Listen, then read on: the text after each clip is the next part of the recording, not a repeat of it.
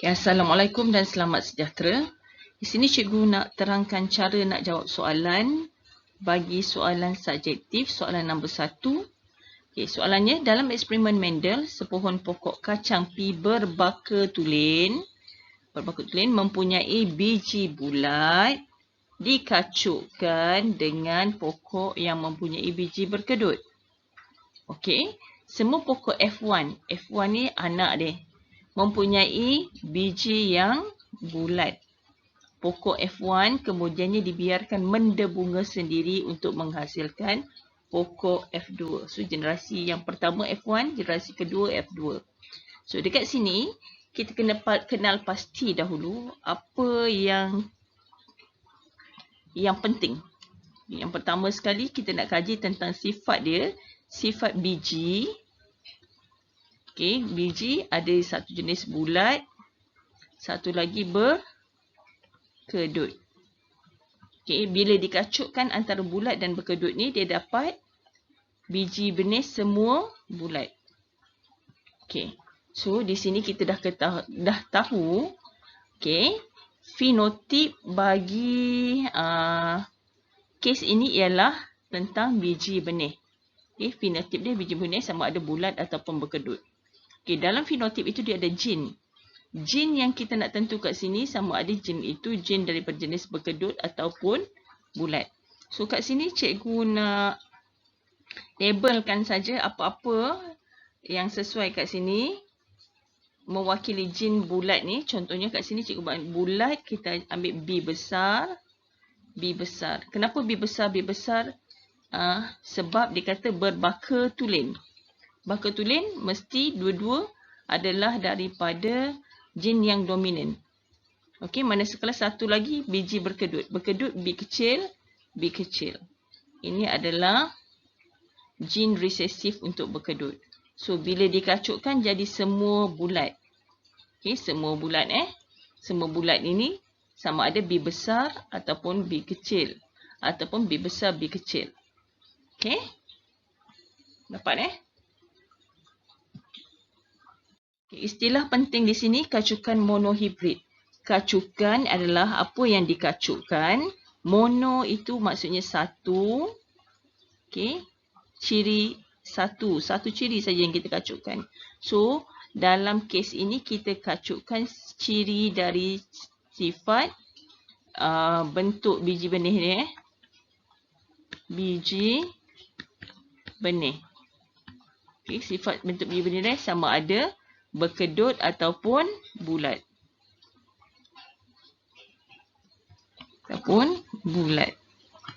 Okey, kacukan dihybrid. Di ini dua. So, kacukan dari segi dua sifat. Contohnya, biji benih dan warna. Okey, bentuk biji benih. Ini sama, kita ambil contohnya. Kacukan bentuk biji benih dan warna. Okey. Jin dominan. Jin dominan hadir sahaja dengan huruf besar, dia akan menunjukkan ciri dia. Contohnya tadi, kalau bulat, B besar, hadir, ada B kecil untuk berkedut. So, B kecil ni akan tenggelam. So, yang akan jadi kat sini adalah biji benih bentuk bulat.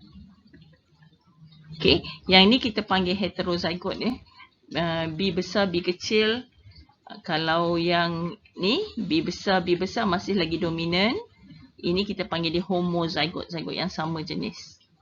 Okey, jin resesif pula adalah ditonjolkan apabila sifat yang sama jenis dengan dia sahaja yang wujud. Okay, resesif ini adalah diwakilkan dengan huruf kecil. So, dia mesti huruf kecil dengan huruf kecil baru dia wujud. Okay, faham Okay, baka tulen. Baka tulen ini baka yang terdiri daripada jin dominan ataupun jin resesif. Okay. Kenapa cikgu guna B? Kenapa cikgu tak guna T? Okay, B yang kat sini cikgu dah terangkan tadi kita guna untuk berkedut. So, wakilkan huruf ni bergantung pada kita sendirilah. Kalau tinggi kita guna T, boleh. Kalau warna kita nak guna merah, M besar untuk merah. Warna putih, M kecil lawan dia. Okay, fenotip. Fenotip ini adalah sifat. Okay. Bagi kajian soalan nombor 1 tadi, sifat dia adalah bentuk biji benih. Okay, genotip adalah jin yang ada dalam biji benih tersebut. Kalau genotip tu daripada jenis jin dominan, dia mungkin akan jadi B besar ataupun B kecil, B besar, B kecil. Ini adalah untuk genotip bagi jin dominan. Dan satu lagi, genotip kalau jin tu jenis resesif, dia akan jadi B besar, B kecil. Okey, harap kamu faham. So, kita nak boleh jawab soalan. Namakan jenis kacukan yang dihuraikan di atas. Okey, yang kita huraikan kat sini, kita tengok kacang P daripada segi bentuk biji. Satu je kan? Okey, so kita tulis kacukan monohibrid. Okey, yang kedua B. Jin manakah yang merupakan jin dominan? Berikan satu sebab. Jin dominan adalah jin yang terdapat di dalam biji bulat. Jin yang terdapat dalam biji bulat. Okay, kenapa? Sebab hasil F1, generasi F1 semua adalah biji bulat. Okay. Okay. Kita pergi pada soalan C dengan menggunakan simbol yang bersesuaian untuk mewakil jin berbiji bulat dan jin berbiji kedut. Lukis gambar raja skema untuk menunjukkan kacukan tersebut. Okay, tengok kat sini. Okay, kita pergi kepada kat sini. Sepohon kacang P berbaka tulen, biji bulat. Kita wakilkan dengan B besar, B besar. Tak boleh B besar, B kecil. Tak boleh. Itu bukan baka tulen. So, kalau baka tulen, mesti dua-dua huruf besar. B besar, B besar. Okey, dikacukkan dengan biji kedut. Biji kedut ini, kita letakkan dia B kecil, B kecil. Okey, kenapa kita ambil B kecil, B kecil? Tadi cikgu dah bincangkan. Sebab generasi pertama dia, F1 dia, semua bulat. So, dominan kat sini adalah bulat tu yang lebih dominan. So, fenotip induk. Awak kena buat ni bentuk dia gambar raja skema macam ni. Mesti ada fenotip induk. So, pokok kacang P berbaka tulen biji bulat.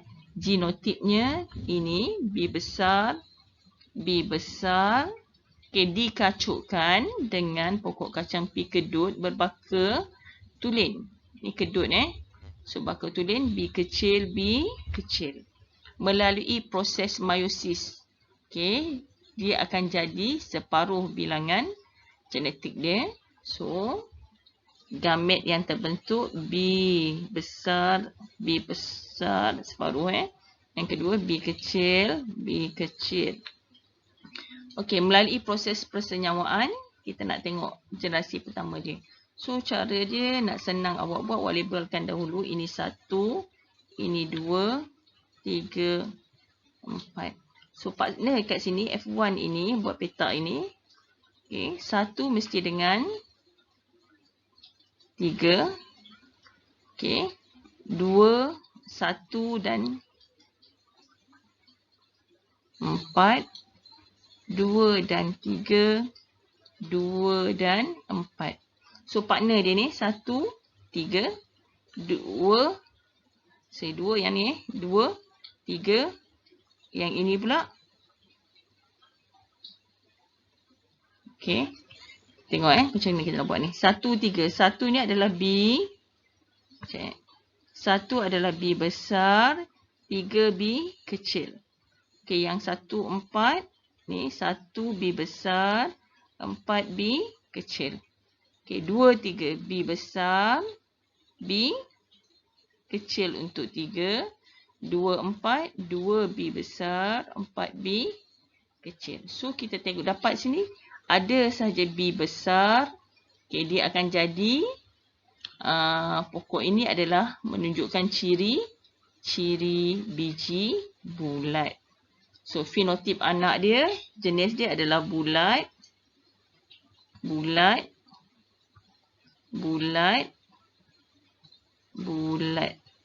biji bulat. Sebab apa bulat? Sebab ada huruf B besar. Ada berapa bulat? Semua bulat. Okey, faham? Okey, soalan D. Apakah nisbah genotip dan fenotip bagi generasi F2? Macam mana nak dapat F2 ini? Nak dapat F2 mesti daripada F1. Okey, F1 tadi dikatakan dikacukkan sendiri. Pendubungan sendiri. Pokok kacang P tadi adalah dari jenis apa? Fenotipnya daripada jenis B besar, B kecil. Ini pun B besar, B kecil. Okey, kita ambil daripada F1. Generasi yang pertama. Ini genotip dia. So, melalui proses meiosis, gen tu akan menjadi separuh. So, B besar, 1, B kecil 1, B besar 1, B kecil 1. Okey. Sama juga kaedahnya, awak letak 1, 2, 3, 4. So, partner kat sini 1 dengan 3, 1 dengan 4, 2 dengan 3, 2 dengan 4. So, kita boleh tulis dalam ni B1, B besar, 3, B besar, okay, 1, B besar, 4, B kecil.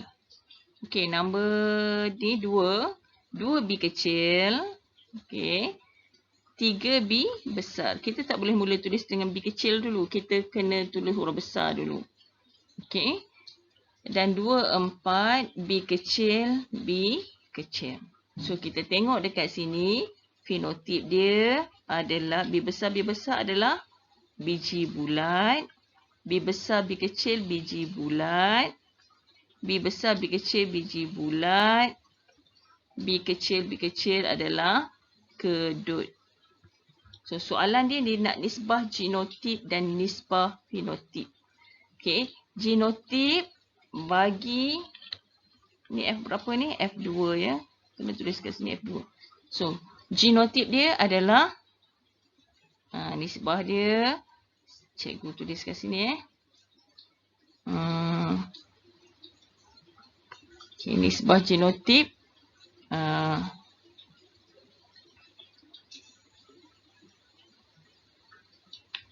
B besar, B besar 1 nisbah 2 B besar, B kecil nisbah 1 B kecil, B kecil. Itu nisbah genotip dia. Nisbah fenotip pula ada berapa bulat? Bulat. So, dia ada 3 bulat. Nisbah 1 kedut. Okey? Harap faham. Okey, soalan E. Adakah nisbah kedua-dua genotip dan fenotip sama? Sama ke tak? Tidak sama. Kenapa? Kenapa tak sama? Sebab gen yang ada ataupun yang terlibat dalam kacukan